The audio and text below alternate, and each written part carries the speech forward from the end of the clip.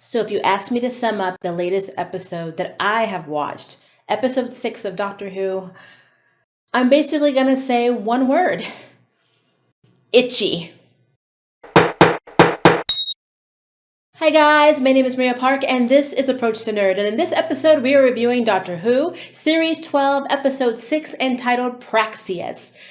And this episode was a lot better than Orphan 55. I know there was a lot of hate on the episode because of its political agenda. I don't really get upset about that, but I know a lot of fans do. But yeah, I think that this had a really good political message underlined, but they were able to weave it into the story in a way that didn't feel like, as some fans would get upset about, that it was being forced down their throats. So kudos to the writing in this episode. I will also say that I am a very sensitive person. And so this episode made me extremely flippin' itchy. And it's because of the makeup, the artistry, the camera shots of the scaly, hardened, crystallized virus that is Praxeus slowly creeping up people's bodies and then disintegrating, exploding. It was disgusting. I made it through the episode, but I'm going to let you know that it was disgusting, and I still feel like things are crawling on me now. Oh, so yeah, that's my initial take on this episode. Very itchy. So now let's delve into some of the plot. So I love the camera angles, and not all. Some of it was a little claustrophobic, only because Doctor Who has a problem, not all the time, in not really doing a lot of wide shots for some reason. I don't know why that is, but you know, I can live with it. Maybe they were going for a claustrophobic type of feel, and that was a creative film choice. I don't know. But I did notice there was a lack of wide angle shots in this episode. So we see an astronaut that's hurtling through space to the ground, potentially to his death. He's calling for help. He deploys a parachute and he crashes.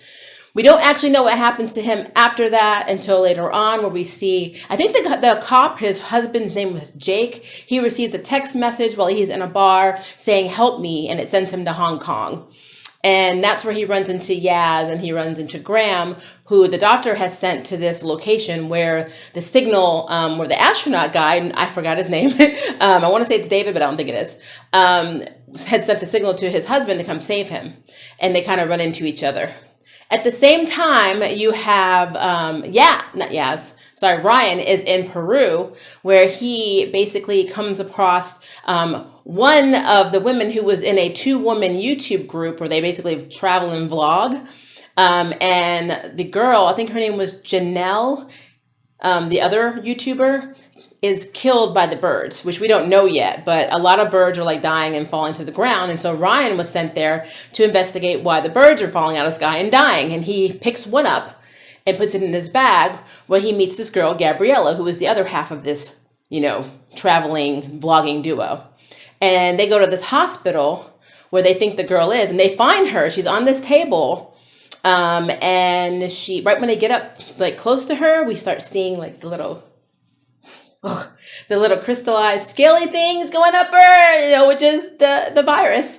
And she disintegrates and blows up, and it's disgusting. And so that's all I'm going to say about that. So we're going to call Praxeus virus the P virus. So that happens. And then simultaneously in Madagascar, we have the doctor who screams for the help of these 2 scientists, or a scientist and the assistant, who are in Madagascar at a research facility in the middle of nowhere to come help with this guy who basically is a survivor for the moment of a submarine who was also affected by the P virus. And right when they get up to him, he's actually the first one we see it happen to. It's goes up his arm and it's just gross. I'm sorry. I can't let it go. I'm so itchy from this.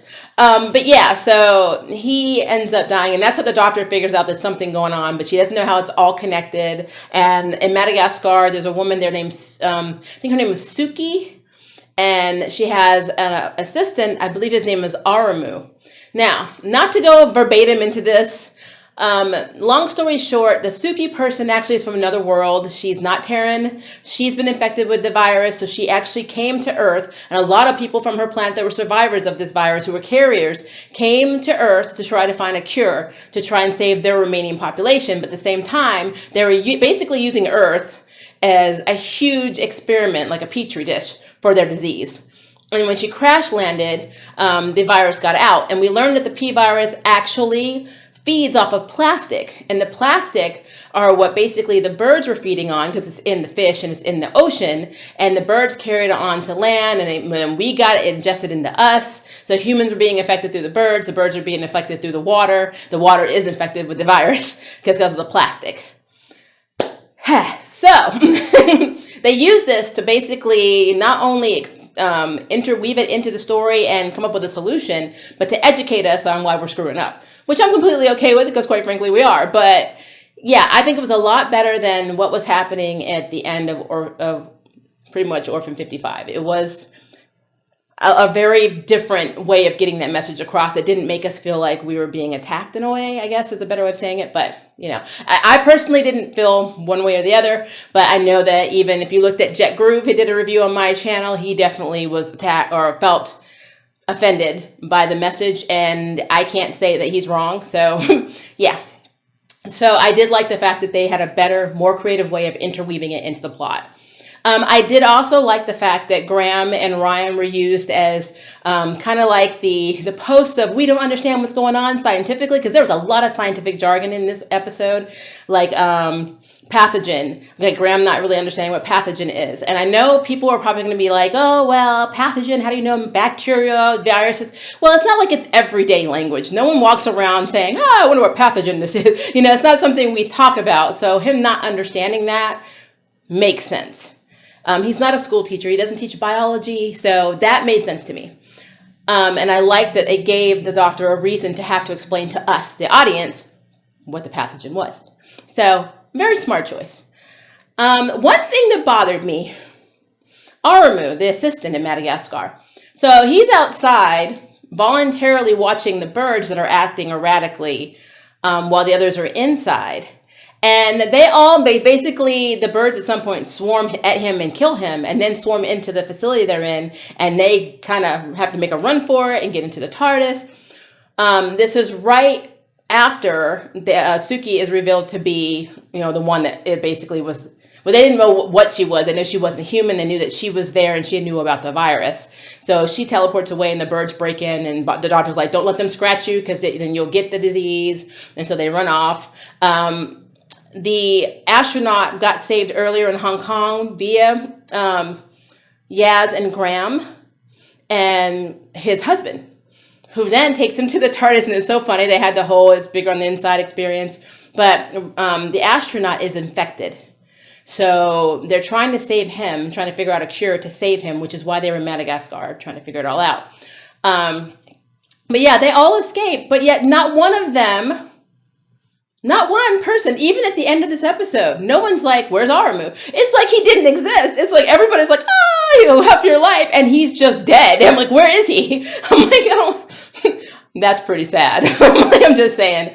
So yeah, Aramu's a goner. Nobody cares. Side note, Yaz finally had something to do in this episode. Yay. She had more than 5 lines. She actually decided to go off on her own and investigate because when they were in Hong Kong in the facility, the people that are connected to Suki from her world were shooting at them. And so she held up like this control type panel and said, if you don't get away from us, I'm going to destroy this. And they hesitated. So she put together that, oh, something's going on with this. Well, the cop guy takes all of the people out. And Yaz decides that she's going to go investigate, and then Gabriella, the other YouTuber that Ryan met in Peru, goes with her. And, you know, it's really cool that she kind of was like, I'm going to stay behind and investigate this stuff. Give me an hour. And the doctor's like, no. And she's like, I'm going to go see what it's about. I need to learn, blah, blah, blah. So Yaz actually branched out on her own and did some investigating. I thought that was pretty cool, you know, because normally she's just... I mean, it's not that she's not a very assertive person. It's just that the writing has not made her that way. Like, she started off that way, but she wasn't, like, the past few episodes, she's just been in the background being like, yeah, hey, what's up? What are we doing? Blah, blah, blah. But not really let me go out there and do something like companions normally do. Like, they don't listen to the doctor normally, and they seem to do that a lot. The doctor's companions are very obedient most of the time. So, but yeah, so they go off and they end up on a ship. We come to find out that they're actually under the Indian Ocean where everything started, where the people from the other planet that were infected came. And the reason that their infection hasn't spread is basically because of their, biochemistry. Their metabolism doesn't, I believe, a good way of explaining it, their metabolism and their body chemistry is not Terran. It does not ingest or it does not move as fast in their species as it does in a human. So the incubation period in them is a lot longer than it would be in a normal Terran person. So yeah, underwater, that's their base. The cop guy and his husband were kind of separated because basically the cop guy didn't understand why the astronaut, who was very successful, was into him. And, it was basically a regular marital, thing, like kind of like if somebody has a cooler job than you and you feel like you don't measure up. And him and Graham have like a heart to heart. And, it's a very nice moment. It's not normally a lot of people are like, oh, romance and sci-fi. And I know sometimes it could take away from the story, but this really didn't. And I liked how it kind of played into the fact that the cop actually saves the day in a way at the end. And he doesn't die. The doctor's able to save him. So like it was actually, outside of Aramu, who just died and nobody cared, it seemed like it was primarily a happy ending. Oh, and then there's a Janelle girl, of course, she died, but at least her friend mourned her for like 6 minutes. So, I mean, she got that, but yeah. It was overall a pretty good episode. I did not dislike this episode. It just made me really itchy. If I think about it, it makes me itchy now. Just thinking about how good the makeup and the editing was for that disease spreading. Ugh, just makes my skin crawl. But okay. That is my opinion. I think that the episode was a lot, like light years better than Orphan 55. Besides the politicalness of that episode, it just was so disjointed, so rushed, and so weird to me that I wasn't a particular fan. And then, of course, the older lady just screaming for her boyfriend / potential husband, that just really wanted to smack her, like, a lot. So this episode didn't want to kill anybody. So I think that is a win-win for this episode in Doctor Who. You just got to get past the itchy factor. But hey, that is my opinion. What do you guys think? Please leave me a message below and let me know. And if you would like to sign up for jury duty, hit the subscribe button. If you'd like to know who's next on the ballot, hit the notification bell. Until next time, I can't wait for you to approach the nerd. Bye, guys. Thank you for watching my video. I really appreciate it. But hey, the party doesn't have to stop now. Click on one of these videos and keep it going.